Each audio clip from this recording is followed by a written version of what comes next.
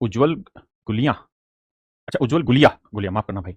इसराफ हुसैन, छवि, हीरा लाल, पान सिंह। अरे पान सिंह तोमर हो मेरे बच्चे, आप सभी को नमस्कार, आप सभी का स्वागत है। आइए मेरे दोस्तों, इस नई ऊर्जा से, नई ताकत से एक बार दोबारा लगते हैं और आज हम कोशिश करेंगे फ्रैक्शन को खत्म करने की। मेरे दोस्तों पीछे मैंने बताया कि भाई फ्रैक्शंस क्या होती हैं, न्यूमरेटर क्या होता है, डिनोमिनेटर क्या होता है, आंसर क्या रहता है, हम फ्रैक्शन को फिर कैसे बनाते हैं, फिर फ्रैक्शन कैसी कैसी होती हैं, प्रॉपर क्या होती है, इम्प्रॉपर क्या होती है, लाइक क्या रहती है, अनलाइक क्या रहती है, मिक्स फ्रैक्शन क्या रहती है। फिर हमने और भी बहुत सारी चीजें सीखी। आज मेरे दोस्तों अब हम आगे बढ़ रहे हैं।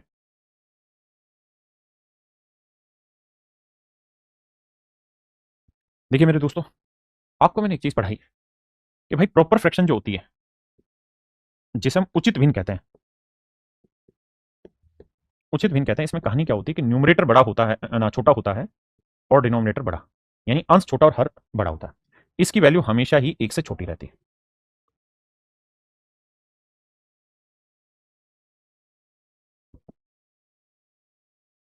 इम्प्रॉपर क्या होती है मेरे बच्चे, तो इसे हम कहते हैं अनुचित भिन्न। अनुचित भिन्न, अनुचित भिन्न क्या होती है, जिसका अंश बड़ा हो मेरे बच्चे और हर मेरे बच्चे छोटा हो। बिल्कुल ठीक है। अगर ऐसा है प्रॉपर एंड इम्प्रॉपर, तो आपको बस ये देखना है कि इम्प्रॉपर जो होती है इसका उत्तर हमेशा ही एक से बड़ा होता है, और जो उचित भिन्न होती है उसका उत्तर हमेशा ही एक से छोटा होता है। यहां देखिए, बड़ा है इम्प्रॉपर फ्रैक्शन है, ये भी बड़ा है इम्प्रॉपर फ्रैक्शन है, ये छोटा इससे तो ये प्रॉपर फ्रैक्शन है, ये बड़ा है इससे तो ये इम्प्रॉपर फ्रैक्शन है। हमसे पूछा न्यून्यांक, न्यूनांक क्या बोलेंगे इसे, न्यूनांक, यानी सबसे लोअर पॉइंट। तो मेरे बच्चे ऑप्शन सी क्लियर है। देखिए राजा बाबू, एक काम कर सकते हैं आप यहाँ, ये सब आपके पेपर के एक सवाल है। ये कह रहा है कि इनमें कौन सा सबसे छोटा बड़ा है, सबसे छोटी भिन्न बताओ। तो बटे में सबके कितनी है, एक दो तीन चार जीरो कर दो सभी के। तो चार जीरो करने के लिए एक दो तीन, तीन जीरो से नीचे गुना करेंगे तो तीन से ऊपर भी, यहाँ दो जीरो लानी होंगी तो दो जीरो ऊपर भी, यहाँ भैया एक जीरो से गुना करेंगे तो ऊपर भी एक जीरो से। अब नीचे सब में 10,000 10,000 10,000 10,000 हो गए। तो अब ये देखो कि सबसे बड़ी वैल्यू कौन सी है, तो मेरे बच्चे सबसे बड़ी वैल्यू है 1000, तो ये लार्जेस्ट हो गया। और सबसे छोटी वैल्यू क्या थी, 900, तो स्मॉलेस्ट हो। हाँ जी। जी अतुल भट्ट, अतुल भट्ट भाई कह रहे हैं मैं आपसे पढ़ के मैथ में फुल मार्क लाऊंगा। आमीन आमीन आमीन आमीन। धन्यवाद धन्यवाद धन्यवाद। आइए,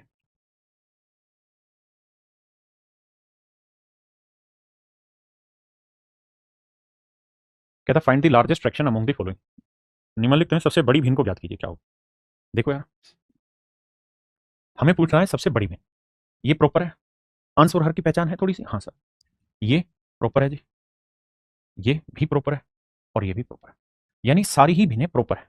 अगर मेरे राजा सारी ही भिन्नें प्रॉपर है तो ध्यान से देखना, एक का डिफरेंस, एक का डिफरेंस, एक का डिफरेंस, एक का डिफरेंस, अगर सभी में डिफरेंस बराबर है एक एक एक का, तो इसका मतलब अर्थ यहाँ पे ये हुआ अरशद शेख भाई कि अगर सभी में डिफरेंस वन वन वन आ गया, सभी का डिफरेंस सेम है, तो जिसका अंश सबसे बड़ा होगा वो लार्जेस्ट, और जिसका अंश सबसे छोटा होगा स्मॉलेस्ट। तो उसने पूछा सबसे बड़ी बताओ, तो सबसे बड़ी होगी 8/9।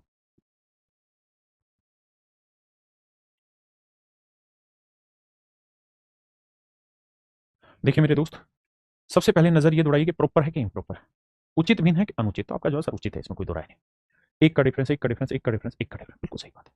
आगे, अगर मेरे राजा सभी में एक का ही अंतर है, तो अब ये देखिए कि सबसे बड़ा ढूंढा है, तो 34 सबसे बड़ा होगा, जिसका अंश सबसे बड़ा वो लार्जेस्ट, और जिसका हर सबसे छोटा that is your smallest fraction.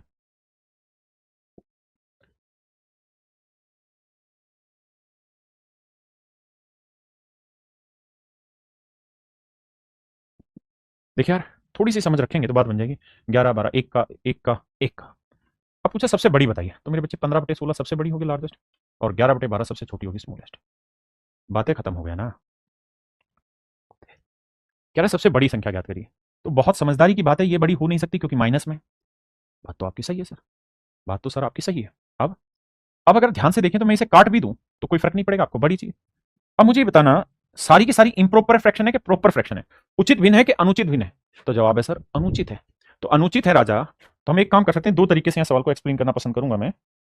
आंखों को तेरी हम बुला ना सके। देखिए पहला तरीका तो ये है कि मैं मन में इसे भाग दे लूं, दो एकम दो यानी 1.5, चार तीय 12 यानी तीन से थोड़ा सा कम है, और ये दो दूनी पांच यानी ढाई है, तो ये उत्तर सबसे बड़ा है। एक तो तरीका ही। दूसरा तरीका मेरे राजा, ये बताओ कि क्या हर को बराबर बनाया जा सकता है। हाँ सर, दो चार दो को तो बना सकते हैं। तो दो चार दो कैल्शियम चार आया, तो इसे दो से गुना, तो दो से तो ये आया 6, ये चार है ही तो ये 11, इसे मेरे बच्चे दो से करेंगे तो ये आएगा दो दूनी चार, दो पंजे 10। तो मेरे बच्चे अगर सभी का हर समान आ जाए, अगर सभी का समान आ जाए, डिनोमिनेटर सभी का सेम आ जाए, तो ये देखते हैं कि अंश किसका बड़ा, इसका, तो दिस वन इज लार्जेस्ट, और छोटा हो जाएगा मेरे बच्चे ये, है ना। अगर कहता है कि सबसे छोटा बताओ, तो ये माइनस वाला होता, क्योंकि माइनस की चीज सबसे छोटी होगी।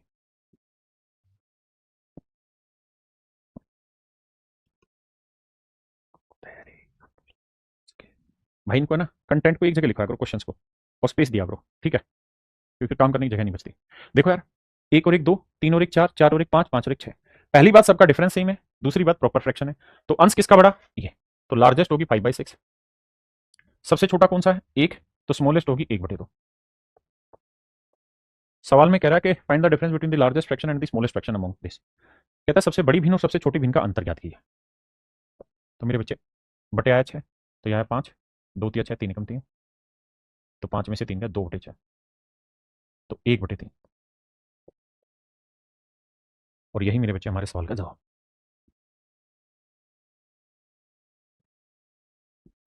देखिए यार, खासकर बात यहाँ पे ये है कि डिफरेंस एक है, 2 और 1 3, 3 और 1 4, 4 1 5, 5 और 1 6। अगर सभी का डिफरेंस सेम है, तो सबसे बड़ी होगी 5/6, और सबसे छोटी होगी 2/3। अंश जिसका बड़ा वो सबसे बड़ी, जिसका अंश छोटा वो सबसे छोटे। एलसीएम लेंगे मेरे भाई, तो 6 आएगा, 5 3 दूनी 6, 2 दूनी 4, 5 में 4 का 1/6। ऑप्शन सी मेरा सही उत्तर। आइए दोस्त,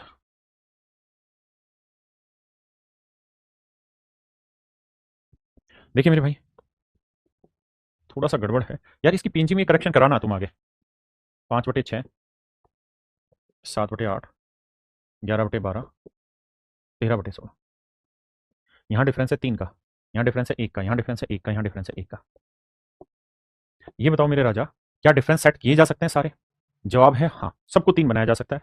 तो 3 बनाएंगे तो 3 5 15, 3 बनाएंगे 3 7 21, 3 बनाएंगे 11 3 33, और यहाँ 3 है ही, तो 13। अब ये 3 में बड़ा कौन सा है? माफ करना भाई। तो ये सबसे बड़ा है और ये सबसे छोटा है, मतलब 11/12 is largest and 13/16 is smallest. लगाते हैं बुद्धि, एलसीएम लेंगे मेरे बच्चे, तो आएगा 48, 12 चौक 48, 11 चौक 44, 16 3 48, 13 3 39, तो 14 में हो गया 5, बिल्कुल ठीक है, और बटे 48। ऑप्शन सी मेरा सही उत्तर। करिए जी।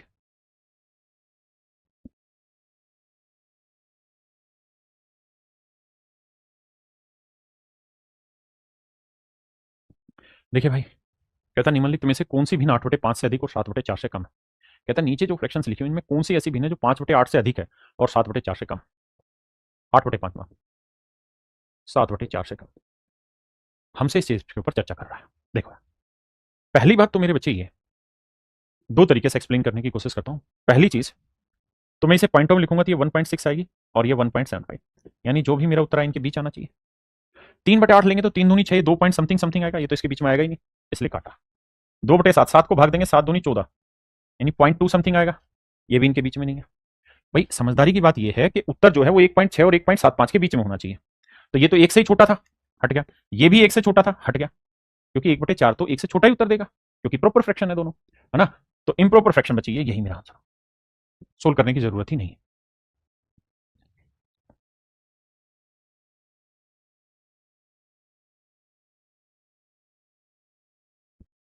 देखिए मेरे भाई, 5/7 और 3/4, आपको थोड़ी मेहनत करनी पड़ेगी।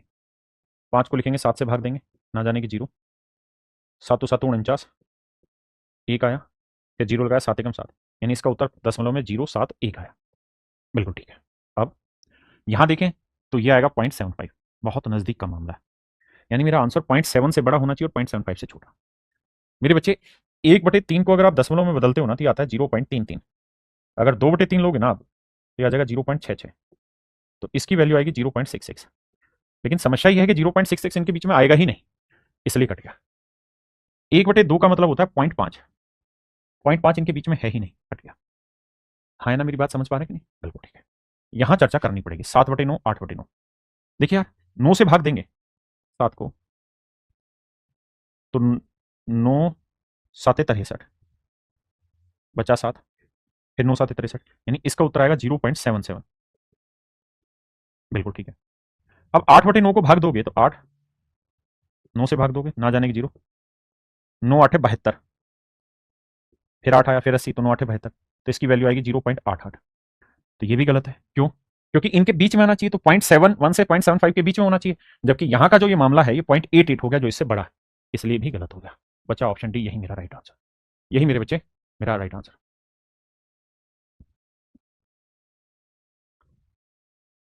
देखिए मेरे बच्चे, सवाल में मुझे कह रहा है कि भाई 7/18 और 3 के बीच में इनमें कौन सी चीज सिचुएट नहीं करती। 7/18 और 3/5 के बीच में, 3/5 के बीच में।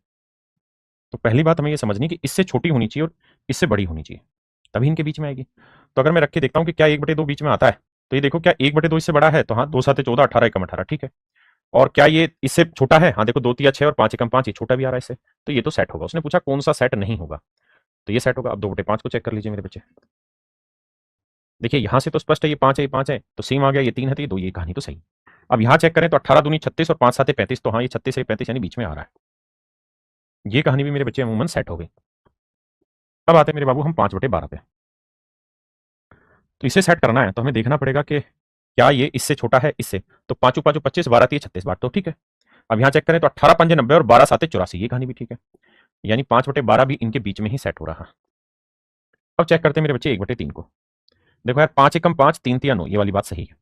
3 7 21 आया, लेकिन 18 एकम 18 आया, यानी ये छोटा है इससे, जबकि ये वाली चीज इससे बड़ी होनी चाहिए और इससे छोटी। तो इसका मतलब मेरे बच्चे सही मेरा जो आंसर होगा वो डी ऑप्शन होगा, यानी डी एक ऐसी वैल्यू है जो इन दोनों के बीच में सेट नहीं करती।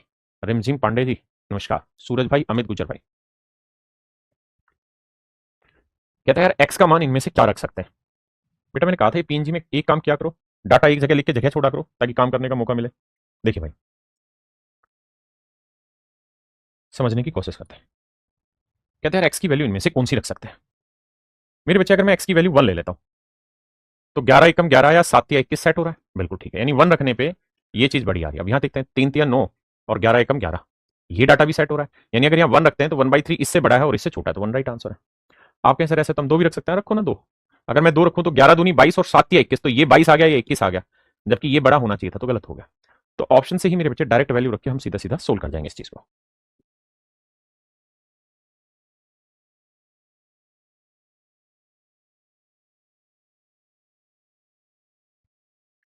कहते हैं यार दी गई भिन्नों को आरोही क्रम में लिखें। आरोही क्रम का मतलब होता है मेरे बच्चे, आरोही क्रम का मतलब होता है असेंडिंग ऑर्डर। एक होता है डिसेंडिंग, होता है डिसेंड माने घटना और असेंड माने ऊपर चढ़ना। तो ये ऊपर चढ़ना तो सबसे बड़ी सबसे आगे लिखनी होगी। इन दोनों में देखो बड़ी कौन सी, तो 6 एकम 6, 2 एकम 2, ये तो स्पष्ट है ये बड़ी है, यानी हर हाल में 1/6 जो है वो 1/2 से पीछे रहेगी। अब मुझे ध्यान रखना बढ़ते क्रम में लगाना है। इन दोनों में चेक करें तो 2 दूनी 4 और 3 एकम 3, तो सर जवाब आया कि 2/3 बड़ा है, तो 2/3 1/2 से भी बड़ा है।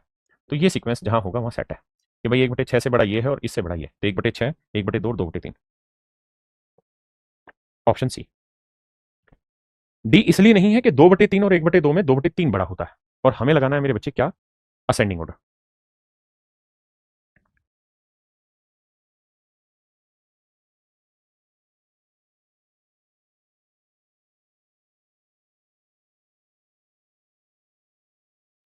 कहता है इनमें से कौन सा प्रॉपर असेंडिंग ऑर्डर को दिखाता है। तो यहां मेरे राजा आपको करना क्या चाहिए कि चारों ऑप्शन से जाने की जरूरत नहीं है, थोड़ी सी अगर समझ ठीक से रख देंगे तो बात बना लेंगे। कैसे भाई, हम पहले इन दोनों को चेक करते हैं, 9 3 27 और 5 7 35, यानी ये बात तो तय है कि 7/9 3/5 के बाद आएगा, बिल्कुल ठीक है। तो 7/9 3/5 के बाद आना चाहिए, यहाँ पे भी ठीक है। 7/9 यहाँ पहले आ गया, गलत है, यहाँ 7/9 3/5 के बाद आना चाहिए। अब अगला ट्राई करते हैं। 5 5 25 6 3 18, 5 5 25 6 3 18, ये 18 ये 25, तो हम ये बात भी समझ गए कि सर 3/5 जो है, ध्यान देना 3/5 सबसे छोटा नंबर हो गया। 3/5 मेरे बच्चे सबसे छोटा नंबर हो गया। कैसे, देखिए इन दोनों को देख रहे थे तो 9 3 27, 5 7 35, यानी ये बड़ा था, ये स्मॉलेस्ट था। अब इन दोनों में छोटा क्या है, तो 5 5 25 6 3 18, या 25 आया 18 आया, तो यही सबसे छोटी बनी। तो शुरुआत जो होगी वो 3/5 से होगी, ये गलत है। अब 3/5 यहाँ पे भी है, 3/5 यहाँ पे।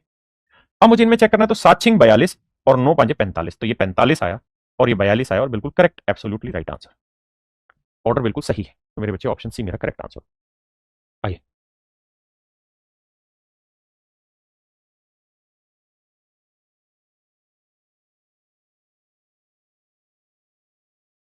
देखिए राजा, हमसे पूछ रहा है कि इसमें कौन सी कहानी आपके हिसाब से सेट होगी। अच्छा, हमसे पूछा क्या था इसमें कि आरोही क्रम में लिखना, असेंडिंग ऑर्डर में लिखना। तो इनमें सबसे बड़ा कौन सा है भाई, देखो 5 चौक 20, 7 दूनी 14, ये तो छोटा है। यहाँ ये छोटा है तो मैं सबसे पहले छोटा ही ढूंढ लेता हूँ। तो 5 एकम 5, 3 दूनी 6, तो 1/3 मेरे बच्चे सबसे छोटा आ रहा है ना। तो 1/3 सबसे पहले आना चाहिए, यहाँ गलत है, ये ठीक है, ये भी गलत है क्योंकि 1/3 सबसे पहले आना चाहिए था।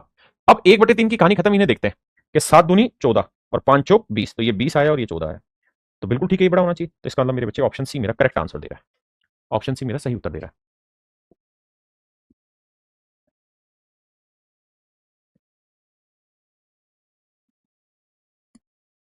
कह रहा है इन निम्न भिन्न संख्याओं को आरोही क्रम में व्यवस्थित कीजिए। कहता है इन्हें असेंडिंग ऑर्डर में सेट करिए। असेंडिंग माने सबसे छोटा पहले। देखिए मैं हमेशा ये कोशिश करता हूं कि ऐसे सवालों को ऑप्शन से चला जाए। देखो यार, और एक चीज को पकड़ के ना फिर बाकी को देखते हैं। जैसे पहले दो को देखते हैं, 5 एकम 5, 3 दूनी 6, यानी हमेशा ही 2/5 1/3 से बड़ा होगा। 2/5 1/3 से बड़ा है, 2/5 1/3 से बड़ा है। यहाँ 2/5 1/3 से छोटा दे रखा है, इसे हटा दो। दो को कंपेयर किया, सेटल किया, अब आगे आते हैं। अब यहां करते हैं 7 दूनी 14, 5 चौक 20, तो हमेशा ध्यान रखना 4/7 2/5 से बड़ा होगा। 4/7 2/5 से छोटा दे रखा है, गलत। 4/7 2/5 से बड़ा। अब मैं यहां करता हूं 5 चौक 20, 7 या 21, तो 3/5 4/7 से बड़ा आ रहा है, तो 3/5 4/7 से छोटा दे रखा है, ये गलत दे रखा है। बचा यही आंसर। आप चेक भी करना चाहें तो जल्दी जल्दी चेक कर सकते हैं। कैसे? देखिए 5 एकम 5, 3 दूनी 6 बड़ा है, 7 दूनी 14, 5 चौक 20 बड़ा है, 5 चौक 20, 7 या 21 बड़ा है, 6 या 18, 5 5 25 बड़ा है। तो मेरे बच्चे मेरा ऑप्शन ए राइट आंसर है। तो करो क्या कि छोटी छोटी खोजबीन करो और उसके थ्रू धीरे धीरे आगे चीजें पढ़ना चालू करो। जी बिल्कुल 500% हो जाएगा आपका एसएससी जीडीबीसी से।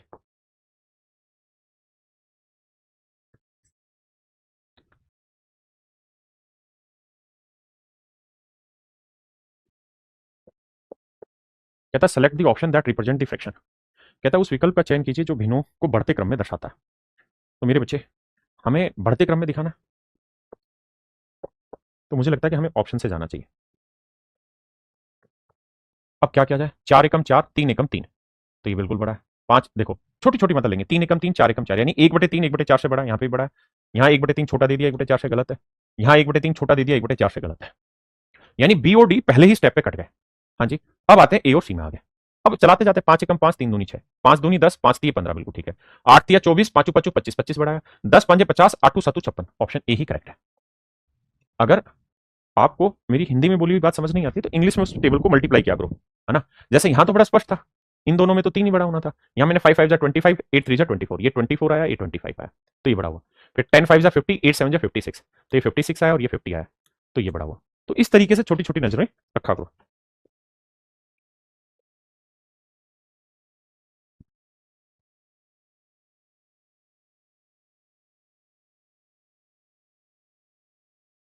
देखिए मेरे बच्चे ध्यान से समझिए।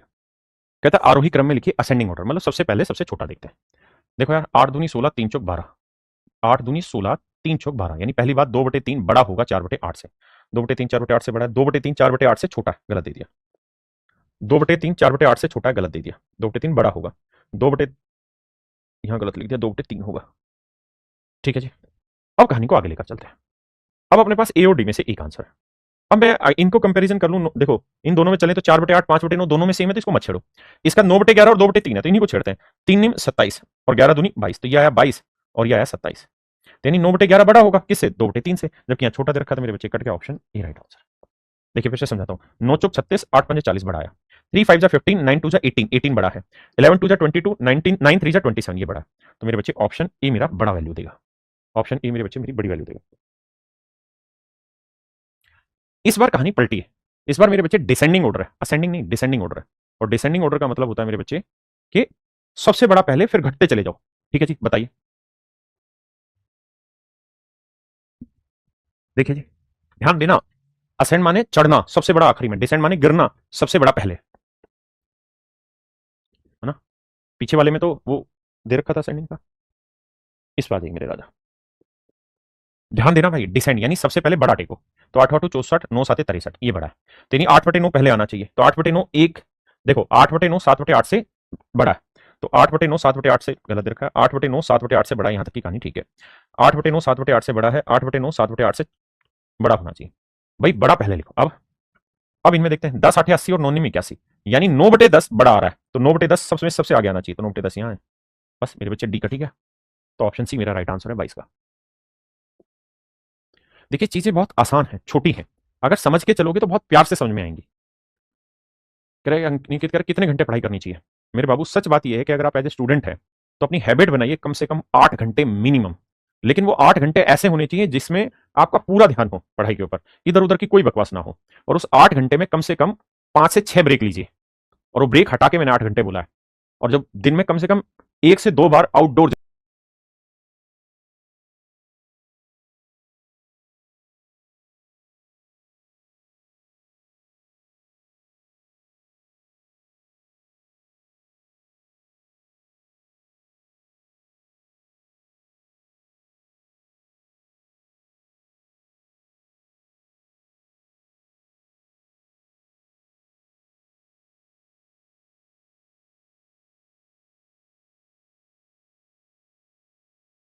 से बड़ा ठीक है।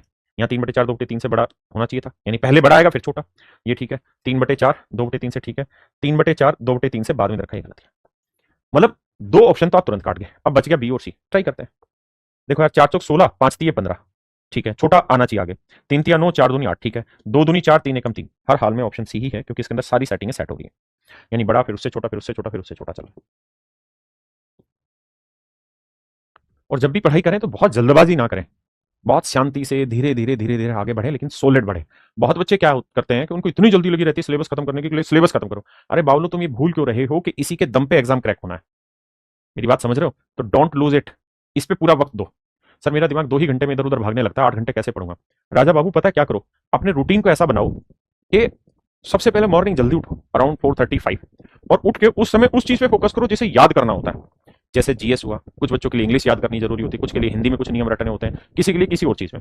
तो सुबह का जो टाइम है ना, उस स्पैन को बढ़ा जाओ और उसको कोशिश करो कि 4:30 बजे उठे, 5 बजे बैठ गए चुपचाप से और लगातार 3 घंटे पढ़ दिया। क्योंकि सुबह माइंड बिल्कुल हेल्दी है, 3 घंटे लगातार पढ़ दिया, मस्त हो गए, मजा आ गया। उसके बाद उठो, नहाओ धो, कपड़े धो, जो करना है वो करो, समझ गए? हल्का खाना खाओ, उसके बाद फिर से लगो। और फिर अगली जो बारी होनी चाहिए ना, वो आपकी होनी चाहिए 2 घंटे की। और इस 2 घंटे में कोशिश करिए कि आप उठाएं मैथ को। किसको उठाएं? मैथ को। और मैथ को करने की कोशिश करिए।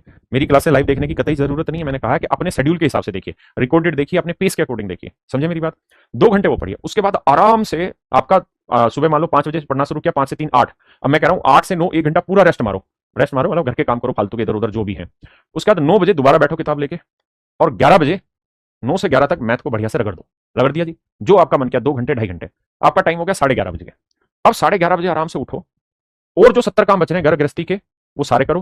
बढ़िया से खाना वाना खाओ मन करके, और एक बढ़िया सी पावर नैप ले जाओ वहां पे। पावर नैप का मतलब लगभग लगभग 1 घंटे की नींद मार दो। जैसे मान लो 11:30 बजे आप पढ़ाई से उठे, और आपने 1 डेढ़ घंटा किया फालतू के नहीं, माफ करना, घर के बहुत जरूरी काम, कपड़े धोना, पोछा लगाना, ये वो, माँ की मदद कर दी, हेल्प कर दी, और आपने 1.5 घंटा काम किया, तो आपका बच गया 1 बजे तक आप खाना पीना खा के मस्त हो गए। और मस्त होकर फिर आंख बंद करो, कोई फालतू की सोशल मीडिया नहीं, कोई रील नहीं, कोई ड्रामेबाजी नहीं, फोन रखो साइड में, स्विच ऑफ, अलार्म लगाओ नेट 1 घंटे बाद की। 1 बजे आप सोए और 2 बजे तक फर्स्ट क्लास घोड़े बेच के सो, नींद बढ़िया परफेक्ट आनी चाहिए। अगर दिमाग में कुछ भी इधर उधर के ख्याल आते हैं तो सांस पे ध्यान दो, सांस अंदर जा रही है बाहर जा रही है, सांस अंदर जा रही है बाहर जा रही है। धीरे धीरे क्या होगा, बेसिकली क्या होता है, मेडिटेशन में ये टेक्निक सिखाई जाती है कि आपके मन में 100 विचार आते हैं, तो सबसे पहले उन्हें काटो धीरे धीरे, 100 से 10 विचारों पे आओ। फिर 10 12 दिन बीतेंगे, फिर उन 10 विचारों से धीरे धीरे 5 पे आओगे, फिर 5 से 4 पे आओगे, फिर 3 से, फिर 2 पे, फिर 1 पे, फिर धीरे धीरे शून्य होते चले जाओगे और मस्त नींद आइए। तो आराम से 2 बजे फिर उठो भाई नींद से। और जब आदमी दोबारा उठता है ना, 100 के 1 घंटे की परफेक्ट नींद लेके, और उस समय क्या होता है कि आप बढ़िया खाना खाओ अपना 1 बजे के आसपास, 12:30 बजे के आसपास आप बढ़िया खाना खाओ, 1 बजे तक खाना खा लिया, तो नाच जो होता है उसके अंदर घेर होता है, हमारे हरियाणा में बोलते हैं कि जो आप खाते हो उसमें नींद आती है। तो आराम से 1 बजे सो, 2 बजे उठो फर्स्ट क्लास। 2 बजे उठे, आप ये समझो कि आप में बच्चे वाली ताकत हो जाएगी 1 घंटा दोपहर में सोने के बाद। उसके बाद उठो, नहाओ धो, फिर से हल्का सा पानी डाल लो अगर डाल सकते हो, नहीं तो मुंह मा धो, छपाक मारो, आंखों में पानी डालो, किताब उठाओ और लेके बैठ जाओ दोबारा से कोई भी सब्जेक्ट जो अच्छा लगता है। क्योंकि जब भी आप नींद के बाद उठते हैं ना, तो आपका माइंड फ्रेश हो जाता है, वो रिलैक्स हो चुका होता है, उसको फिर ऐसी चीज में डालो, जीएस जैसे में, हिंदी जैसे में, और बाकी सब्जेक्टों में। और आप 5 घंटे पढ़ चुके हैं, 3 घंटे सुबह, 2 घंटे मैथ पढ़ लिया, 5 घंटे पढ़ लिया, आपको मात्र 3 घंटे पढ़ना है। मेरी बात समझ रहे हैं? तो कोशिश करो कि साला 2 से 4 बजे तक लगातार मीटर खींचा जाए। 2 से 4 बजे तक खींचा, 2 घंटे हो गए, अब आप पढ़ चुके हो 7 घंटे। अब 4 बजे उठो, मतलब पढ़ाई से उठने के बाद फिर जो भी कोई छोटे मोटे काम है घर के वो करो, थोड़ा बहुत पानी वानी पीना है, चाय पानी जो भी आप पीते हो वो पियो। उसके बाद कुछ खाना है हल्का मामूली सा, वो खाओ। उसके बाद मेरे भाई निकल जाओ ग्राउंड में 5 बजे के आसपास, और ग्राउंड में आराम से 1 सवा घंटा बढ़िया से मजबूती से, मतलब तगड़े होके ना, 1 के भी 1.5 घंटे एक्सरसाइज मार के आओ। इतना मजबूती से एक्सरसाइज मार के आओ कि मन करे आपका। एंड देन उसके बाद जब एक्सरसाइज करके आओ 1 1.5 2 घंटे बाद, फिर आके 1 घंटे की ब्रैकेट फिर उठाओ, और उस 1 घंटे में थोड़ा दिमाग थका हुआ होगा, थोड़ा इधर उधर चीजें थकी हुई होंगी, उस 1 सवा घंटे में कोशिश करो क्या कि अपने रीजनिंग को तैयार किया जाए, अगर आप रीजनिंग पढ़ते हैं तो।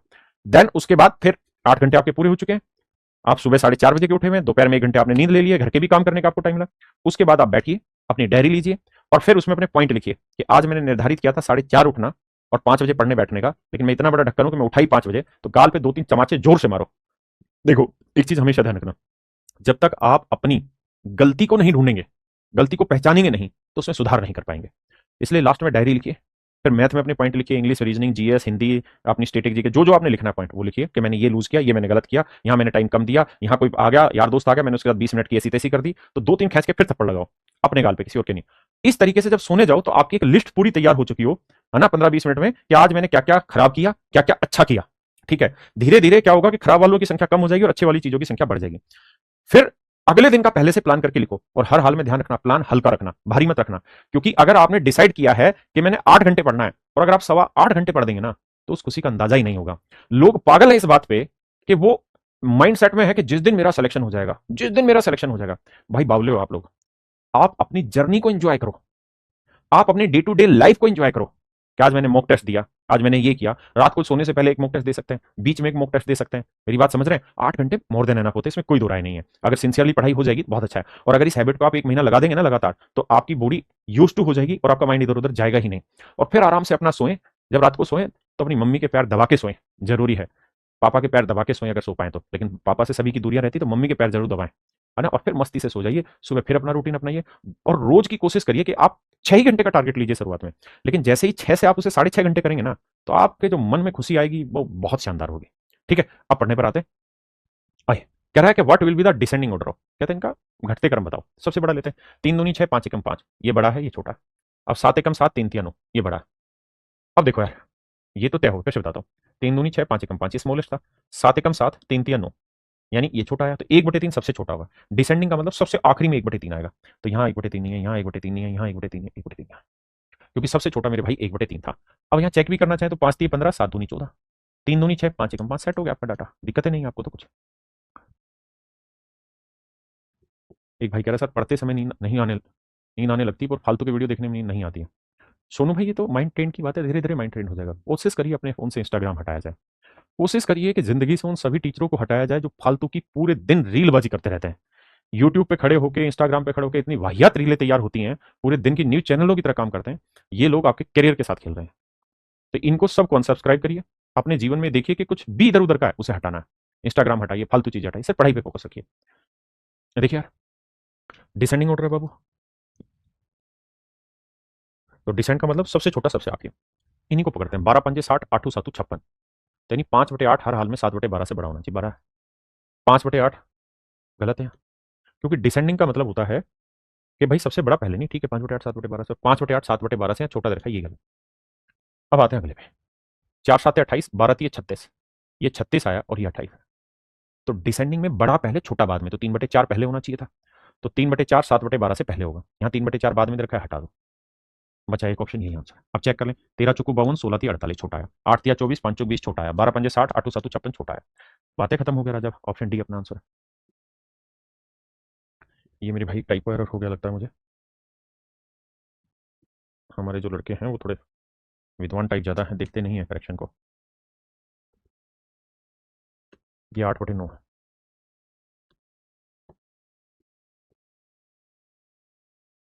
अब आते हैं राजा, आई देखिए, हमें रखना क्या था ये मेरे भाई, ये रखना था डिसेंडिंग ऑर्डर में, यानी घटते क्रम में सबसे बड़ा पहले लिखो।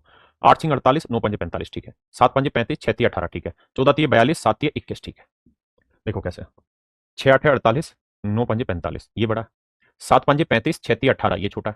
14 3 42, 7 3 21, ये छोटा। तो बिल्कुल ठीक है, ऑप्शन ए ही अपना राइट आंसर है। हाँ जी, या तो मेरे बच्चे, ये जो टाइप मैंने पढ़ाई है ये है आपकी असेंडिंग और डिसेंडिंग ऑर्डर। फ्रैक्शन के बढ़ते क्रम और घटते क्रम को हम कैसे डिसाइड करते हैं, ये उस चीज के ऊपर डिपेंड करता है। अब आते हैं मेरे बच्चे टाइप 4। टाइप 4 में जो सवाल है वो थोड़े लैंग्वेज बेस्ड क्वेश्चन है,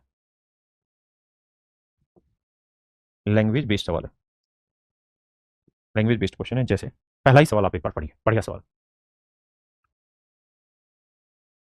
कहते हैं यार एक भिन्न का अंश उसके हर से एक का, ये कोई फ्रैक्शन है, न्यूमरेटर अपॉन डिनोमिनेटर, ठीक है जी।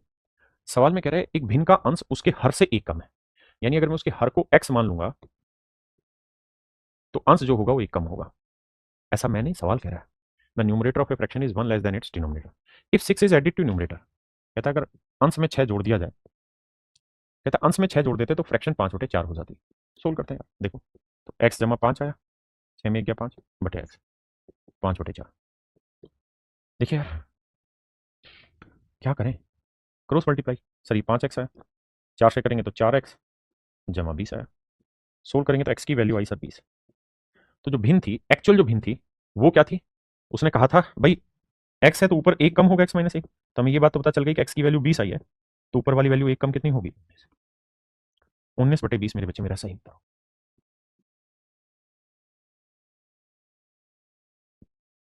देखिए यार कहता है कि भिन्न के अंश और हर का योग 11, यानी न्यूमरेटर और डिनोमिनेटर, फ्रैक्शन यही होती है, आपने कहा। तो सवाल में कह रहा है न्यूमरेटर और डिनोमिनेटर का जोड़ जो है वो 11, मान ली बात है। तो हम एक काम कर सकते हैं क्या, कि न्यूमरेटर को एन ही रहने देते हैं, डिनोमिनेटर की जगह हम लिख सकते हैं 11 माइनस एन। आपने कहा ठीक है 11 माइनस एन, क्योंकि दोनों का जोड़ 11 है। अब कह रहा है यदि अंश से एक घटा दिया जाए, ये ओरिजिनल फ्रैक्शन है, कहता है अंश से एक घटा दिया जाए तो नीचे 11 माइनस एन है, ऊपर एक घटा दिया तो कहता है फ्रैक्शन 1/4 हो जाते हैं। देखो भाई 4 को करेंगे तो 4n minus 4, 11 minus N, cross multiply किया, माइनस एन इधर आएगा प्लस का, तो ये आएगा 5n, और 11 और 4 15, एन की वैल्यू 3, एन की वैल्यू 3 है तो ये नंबर 3 है, और नीचे 11 में से 3 गया 8, यानी ओरिजिनल फ्रैक्शन है 3/8। एक तो तरीका है मेरे बच्चे ये वाला, जो डिटेल, मुझे लगता है आप सबको डिटेल आ गया, ठीक है जी। दूसरा तरीका है कि हम इस सवालों को ऑप्शन से जाएं, जैसे उसने कहा कि अंश और हर का जोड़ 11 है तो नोट दो 11, ठीक है। अब कह रहा है अंश से एक कम कर दें तो 2 में से 1 गया 1, तो ये आया 1/9, जबकि आना चाहिए 1/4, तो गलत है। सवाल में कह रहा है कि अंश से 1 घटा दें तो 3 में 1 गया 2, और बटे 8 काटेंगे तो 1/4 ही आया, आपने कहा हाँ, तो यही तो मेरे बच्चे मेरा आंसर हुआ, ऑप्शन बी। ऑप्शन बी मेरे भाई राइट आंसर हुआ। अच्छा इस वाले में भी आप ऑप्शन से जा सकते थे, कैसे, उसने ये कहा कि एक भिन्न का अंश उसके हर से एक कम है, तो 21 से एक कम है, 20 से एक कम है, 20 से यहाँ एक ज्यादा है तो हटा देंगे, यहाँ 21 से एक कम है। अब मैं कह रहा हूं कि यार अगर 21 से एक कम 20 हो गया, अब कह रहा है कि अगर उसके अंश में 6 जोड़ दें तो 6 भी जोड़ दोगे तो रिजल्ट तो नेगेटिव ही आएगा ना, ये माइनस का आएगा, जबकि हमारे में प्लस है तो ये हट गया। अब 19 में 6 जोड़ोगे मेरे बच्चे तो ये आएगा 25/20, काटोगे तो 5 5 25 5 20, यानी 5/4 ही मेरा सही उत्तर है। हाँ जी आइए,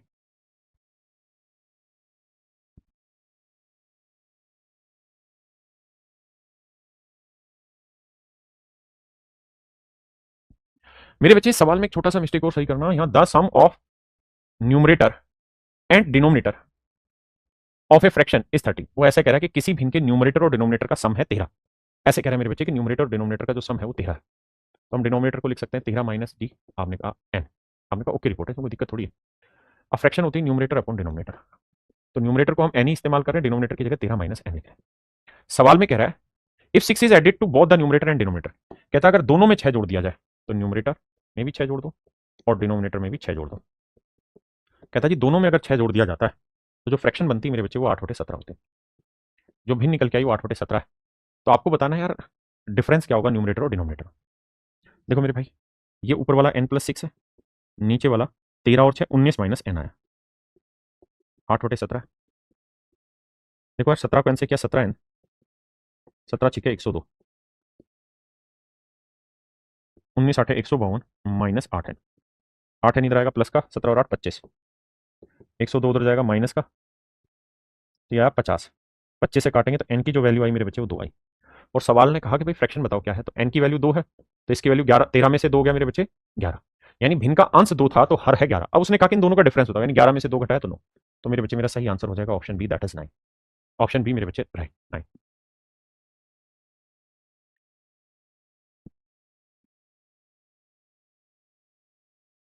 देखिए सवाल में कह रहा है adding two the numerator and 5 to the denominator, कहता है किसी भिन्न के अंश में अगर हम 2 जोड़ दें और हर में 5 जोड़ दें तो जो भिन्न आती है वो 1/2 बनती है।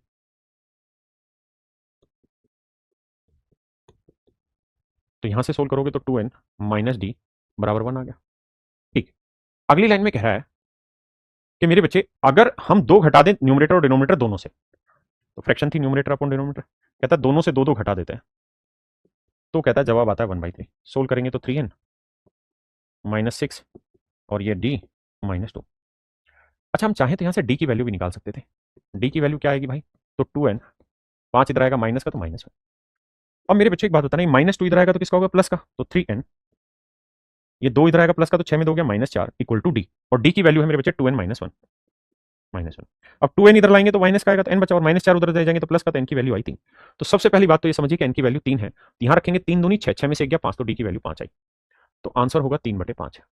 इस चीज को हम चाहे मेरे बच्चे तो ऑप्शन से भी ले जा सकते हैं। कैसे? ये तो था डिटेल वर्जन इसी सवाल को करने का, अब इसे शॉर्ट में समझाता हूं। देखिए, अगर मुझे इस सवाल को शॉर्ट में समझाना होता तो मैं कहता कि यार ऑप्शन से चलता है। कैसे? पहला ऑप्शन लेते हैं, कहता है कि इसमें 2 जोड़ दें, तो 4 और 2 6, और 17 नीचे वाले में 5 जोड़ दें, 17 और 5 22, तो क्या कट के 1/2 आ रहा है? नहीं, गलत है। ऊपर वाले में 2 जोड़ेंगे 8 2 10, नीचे वाले में 5 जोड़ेंगे तो 20, क्या 1/2 आ रहा है? हाँ सर, यानी आंसर हो सकता है। पहली स्टेटमेंट ठीक है। अब दूसरी, कहता है इसमें से भी 2 घटा दो और इसमें से भी 2 घटा दो, तो 8 में 2 गया 6 और 15 में 2 गया 13, क्या ये 1/3 आ रहा है?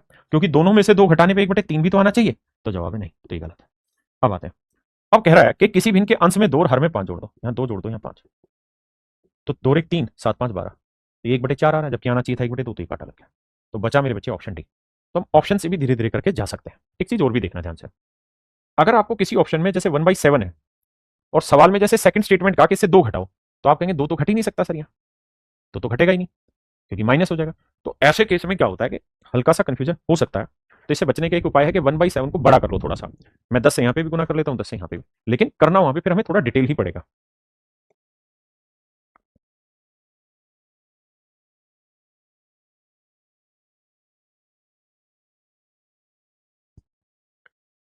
कह रहा भाई adding 1 to the numerator of a fraction and subtracting 1 from the denominator. कहता है अगर अंश से में 1 जोड़ दें और हर से 1 घटा देते हैं तो फ्रैक्शन 1 हो जाती है। अगली स्टेटमेंट में कह रहा है कि न्यूमरेटर में अगर 1 जोड़ दें by adding 1 to the denominator of the same fraction and leaving the numerator unchange. कहता है डिनोमिनेटर में 1 जोड़ दें और न्यूमरेटर अनचेंज रहने दें, उसी बिन के हर में 1 जोड़ने और अंश को अपरिवर्तित छोड़ने पर उसका मान कहता है 2/3 आ जाता है। मूल भिन्न ज्ञात करिए। देखिए यार, tn 2d प्लस 2, बिल्कुल ठीक है। यहां क्रॉस करोगे तो n प्लस 1 d माइनस 1, बिल्कुल ठीक है। अगर मेरे बच्चे यहां से n की वैल्यू निकालेंगे तो आएगा d-2, बिल्कुल ठीक है। n की वैल्यू आई d-2, अब n की जगह मैं d-2 यहां रख देता हूं, तो 3 से गुना करेंगे तो 3d minus 6, 2d plus 2, 2d इधर आएगा तो माइनस 3d में से 2d गया d, और ये माइनस 6 उधर जाएगा, प्लस का 6 और 2 8। तो मेरे बच्चे डिनोमिनेटर अगर 8 आया तो 8 में 2 गया 6, तो न्यूमरेटर आ जाएगा 6, यानी हम कहते हैं न्यूमरेटर 6 होगा तो डिनोमिनेटर होगा 8। तो हमारा सही उत्तर हो जाएगा 6/8, यानी ऑप्शन डी। ठीक है जी, ऑप्शन डी मेरे बच्चे करेक्ट आंसर हो जाएगा। तो चलिए मेरे बच्चे, यहां आपका फ्रैक्शन वाला पार्ट पूरी तरह खत्म होता है, जहां से आप एक फ्रैक्शन की बेसिक समझ रखते हैं, कंपैरिजन रखते हैं और बहुत सारी चीजें। तो मैं उम्मीद करता हूं कि आपको ये फ्रैक्शन वाला पार्ट बढ़िया से समझ आया होगा। अब आपको अगली क्लास में मिलते हैं। नमस्कार, धन्यवाद। और एक बात और भी समझिएगा कि बहुत जल्दी मत मचाइएगा, मुझे कोई फर्क नहीं पड़ेगा, मैं जल्दी से आपका कोर्स खत्म कर दूंगा, है ना। लेकिन आप ये करिए कि एक बार पढ़ें, लेकिन उसमें इतना अच्छे से पढ़ लें कि दोबारा जिंदगी में पढ़ने की जरूरत ना हो मैथ की, है ना। और अब जैसे जैसे छोटे छोटे चैप्टर खत्म होते रहेंगे तो आपकी समझ बहुत बढ़ चुकी होगी, तो उसके बाद बड़े चैप्टर आने शुरू हो जाएंगे, और वहां पे आपके ऊपर धीरे धीरे लोड बढ़ना शुरू हो जाएगा। और जिस दिन वो लोड बढ़ना शुरू हुआ तो उस दिन आप दबते चले जाओगे नीचे, इसलिए कोशिश करिए उस लोड को बढ़ने ना दिया जाए, उससे पहले सारी सेटिंग बना के चली जाए। चलिए, नमस्कार, थैंक यू, धन्यवाद।